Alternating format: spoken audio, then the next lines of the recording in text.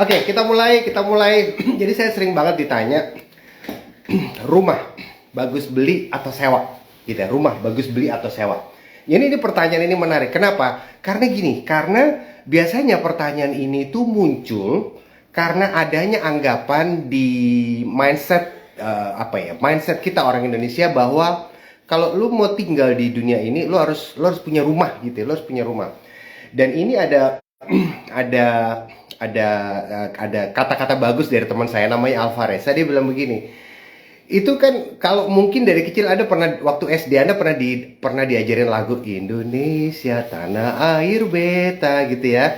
Itu kata teman saya Alvarez, itu nggak bener tuh. Kenapa? Karena buktinya adalah Indonesia tuh sebetulnya memang betul tanah air beta, tapi yang namanya tanahnya kita mesti beli, airnya kita juga mesti beli. Minimal tanahnya kalau kita nggak beli kita sewa, airnya juga airnya cuma kalau airnya kita nggak bisa sewa, airnya kita bayar gitu ya. Ini sebenarnya cuma jokes saja, tapi saya miris juga benar dengar kata-kata gitu. Sebenarnya tanah air beta itu sebenarnya tanah itu kita tetap mesti beli. Tanah di Indonesia tuh Anda mesti beli, air tuh Anda mesti bayar. Jadi nggak ada yang gratis walaupun kata lagunya di Indonesia tanah air beta gitu ya. Ini jokes yang dark jokes gitu ya, dark jokes tapi benar juga gitu ya. Oke, kita mulai bahas sekarang. Rumah itu intinya tuh enaknya kita beli atau sewa. Oke, jadi sebelum saya ngobrol lebih banyak, saya mau kasih tahu dulu sama Anda bahwa ini pertanyaan ini biasanya muncul karena adanya background financial mindset di Indonesia bahwa orang Indonesia itu yang namanya kemapanan finansial seseorang itu biasanya diukur dari kemampuan membeli. Ya, jadi saya ulang lagi. Kemapanan finansial seseorang, ya, orang Indonesia seringkali mengukur kemapanan finansial Anda dari kemampuan membeli Anda, ya. Jadi kalau misalnya Anda beli mobil bagus, merek Jerman katakan ya, merek dari Jerman. Saya nggak usah sebut mereknya gitu ya. Anda beli mobil bagus merek Jerman, orang-orang akan melihat Anda, wah luar biasa nih, ini orang nih nggak main-main, ini mapan ini orang nih, sukses finansial nih gitu ya. Oke. Atau dia lihat Anda punya laptop seri terbaru gitu ya, maka teman-teman Anda mengatakan ini nggak main-main, ini pasti ya income-nya gede lah, tabungannya banyak dan lain sebagainya. Jadi mindset kita di Indonesia adalah kita seringkali mengukur kemapanan finansial seseorang itu dari mana? Dari kemampuan membeli dia. Semakin tinggi kemampuan membeli seseorang, seringkali orang menyalahartikan bahwa kita adalah sukses secara finansial. Oke, ya, itu yang terjadi ya. Mudah-mudahan Anda nggak begitu, tapi ini yang terjadi. Dan kalau Anda tidak percaya bahwa Anda tidak begitu, coba seringkali Anda jalan-jalan di sebuah kota gitu, Anda melewati sebuah jalan, kemudian Anda lihat ada sebuah rumahnya gede banget, mobilnya mobil sport ada 4 biji, yang ada di pikiran kita otomatis kata-katanya apa? Ini pasti rumah orang kaya. Betul ya? Kenapa? Karena kita seringkali di Indonesia, seringkali mengukur kemapanan finansial seseorang dari mana? Dari barang yang terlihat, kepemilikan barang yang terlihat, yang kita lihat saat itu. Ya, nah itu seperti itu. Dan ini juga berlaku sebaliknya. Artinya apa? Artinya begini. Seringkali seseorang merasa kalau penghasilannya besar, karirnya bagus, penghasilan besar, yang dia lakukan adalah dia merasa malu kalau dia tidak bisa membeli barang yang dia inginkan. Malu sama siapa? Malu sama society. Jadi saya kasih contoh, misalnya begini. Kalau misalnya Anda, pangkat Anda atau jabatan Anda itu sudah manajer gitu. Anda udah manajer. Kemudian Anda mau beli TV. Kemudian Anda ngobrol lah sama teman Anda. Kan manajer, nggak cocok dong TV-nya ukuran sekian. Ukurannya harus lebih besar lagi. Dengan gaji kamu sebagai manajer pasti bisa kok, ukuran harus lebih besar lagi gitu ya. Masa manajer TV-nya ukurannya segini, yang lebih besar dong gitu ya. Kenapa? Karena dia melihat orang dengan jabatan seperti Anda pasti penghasilannya sebesar sekian, sehingga Anda nggak cocok punya TV sebesar sekian. Oke? Oke, nah buat yang seperti itu saya selalu bilang begini. Berarti kalau next time jabatannya udah naik jadi direktur, TV yang dia beli dan dia mau beli TV harus yang gede lagi dong ya berarti ya. Kenapa? Ya karena kan dia udah direktur. Kalau penghasilan, kalau dia karirnya sudah jadi direktur, berarti penghasilannya sudah lebih besar. Berarti dia nggak cocok TV yang ukuran manajer, TV-nya harus lebih besar lagi gitu kan ya. Seperti itu kan ya. Saya pikir ini bodoh sekali. Kenapa? Karena mindset kita di Indonesia menyalahartikan seseorang, mengatakan bahwa sebagai seorang manajer, TV-mu ukurannya nggak boleh segini, harus lebih besar, mobilmu nggak boleh segini, harus lebih besar, gitu ya. Jadi ini yang saya lihat sejak saya kecil sampai sekarang, ada di kepala saya adalah bahwa mindset kita itu adalah mindset membeli. Dan satu lagi saya kasih tahu sama Anda, sebelum kita masuk membahas rumah itu mendingan beli atau sewa.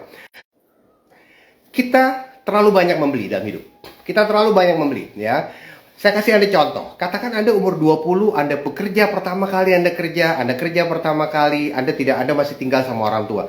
Kemudian ketika Anda kerja, Anda mulai dapat gaji pertama, Anda traktir orang tua Anda. Kemudian orang tua Anda mulai kasih pesan-pesan sponsor. Nah, waduh, keren banget sekarang kamu udah kerja gini-gini. Tapi itu loh, coba ya tolong sofanya diganti, sofanya udah robek. Oke. Jadi orang tua Anda mulai kasih ada pesan-pesan sponsor.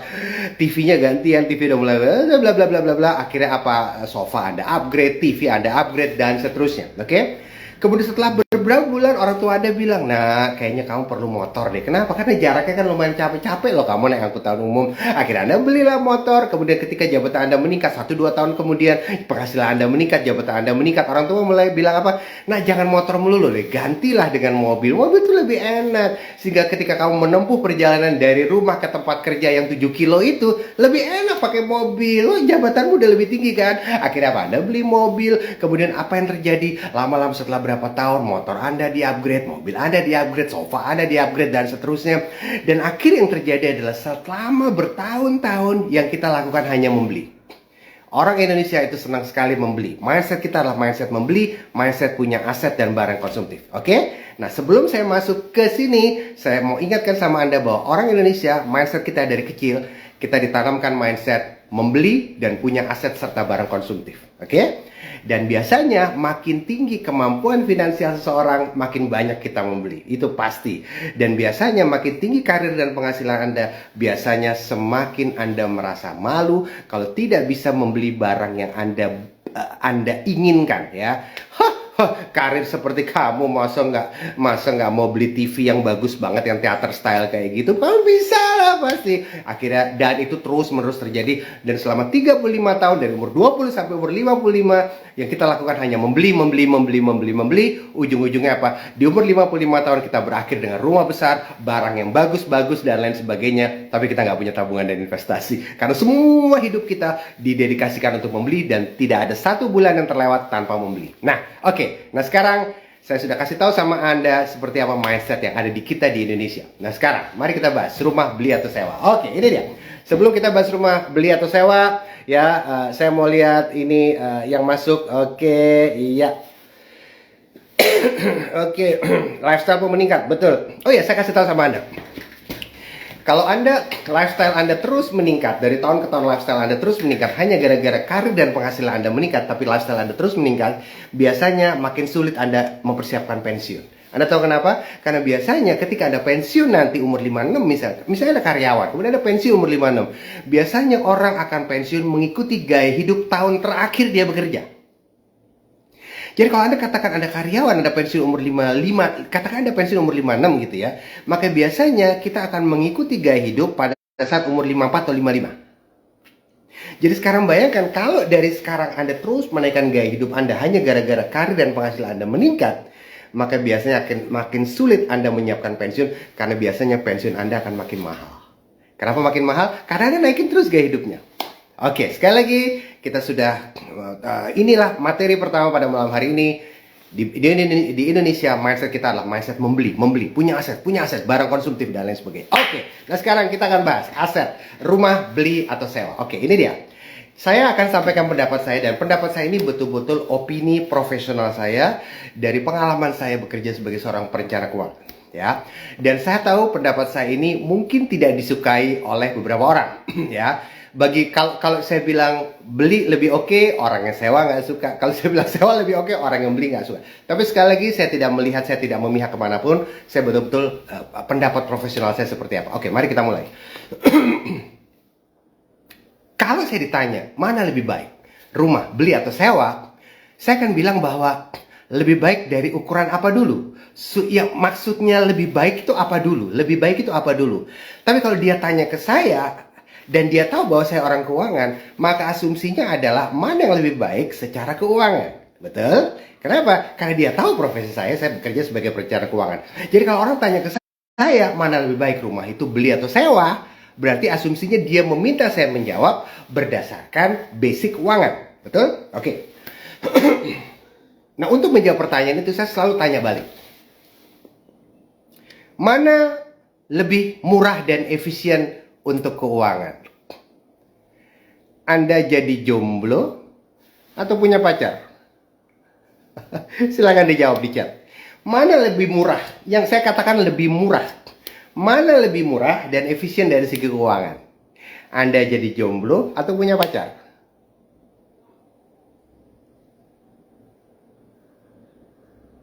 Jadi jomblo lebih murah. Punya pacar, Anda harus keluar uang. Setuju nggak sama saya? Kalau Anda jadi jomblo, Anda nggak punya pacar, lebih murah. Anda nggak harus keluar uang. Oke, tapi ini mungkin beda dengan kalau Anda punya pacarnya dengan asumsi pacar saya ngebayarin saya, pacar saya akan ngasih uang ke saya. Itu lain soal, lain soal. Tapi asumsinya adalah, selamat malam buat Mbak Yuliani Sukma ya. Oke, asumsinya adalah Anda keluar uang. Oke, mana lebih murah? Anda jadi jomblo atau punya pacar? Lebih murah jadi jomblo lah. Punya pacar, Anda harus keluar uang. Anda harus keluar uang buat makan bareng, Anda harus keluar uang buat nonton bareng, bla bla bla. Betul? Jadi apa yang terjadi? Sebagian orang memutuskan karena dia ingin hemat uang, dia jadi jomblo. Oke? Tapi kenapa tetap ada sebagian orang yang memutuskan untuk punya pacar walaupun dia tahu punya pacar lebih mahal? Jawabannya Bapak Ibu adalah psikologis. Saya tahu Pak Safir punya pacar lebih mahal. Saya tahu punya pacar itu akan membuat saya keluar uang lebih banyak. Kenapa? Karena saya harus keluar uang buat makan, saya harus keluar uang buat nonton, saya harus keluar uang buat entertain pacar saya, bla bla bla bla. Tapi saya nggak apa-apa. Kenapa? Karena dengan punya pacar, saya bisa curhat ke pacar saya bisa ngobrol ke pacar saya bisa tunjukin ke teman-teman saya bahwa, saya udah laku nih sekarang. Seperti itu. Oke? Jadi kita ulang lagi, mana lebih murah? Anda jadi jomblo atau punya pacar? Kalau mau lebih murah, lebih efisien dari segi keuangan, Anda jadi jomblo. Tapi sehingga sebagian orang memutuskan jadi jomblo, dia nggak punya pacar.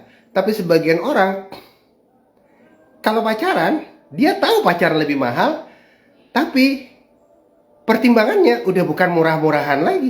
Pertimbangannya adalah psikologis. Nomor satu, dia ada teman ngobrol. Nomor dua, ada teman saya, Bang Yosi dari Yosi Girsang Strategik baru masuk. Dia bilang, mental lebih sehat kalau pacaran. Bisa jadi. Jadi sekali lagi ketika Anda pacaran, pertimbangannya udah bukan murah-murahan lagi. Karena Anda tahu pacaran lebih mahal, jomblo lebih murah, pacaran lebih mahal. Anda harus keluar uang. Tapi kenapa Anda lakukan? Karena Anda bisa ngobrol, Anda bisa merasa lebih sehat secara mental.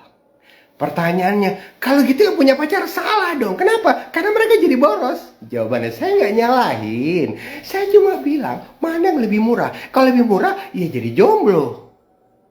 Tapi kalau Anda memutuskan Anda punya pacar, sehingga Anda keluar uang lebih banyak, nggak salah juga. Karena pertimbangan Anda punya pacar, udah bukan murah-murahan lagi. Tapi apa? Psikologis.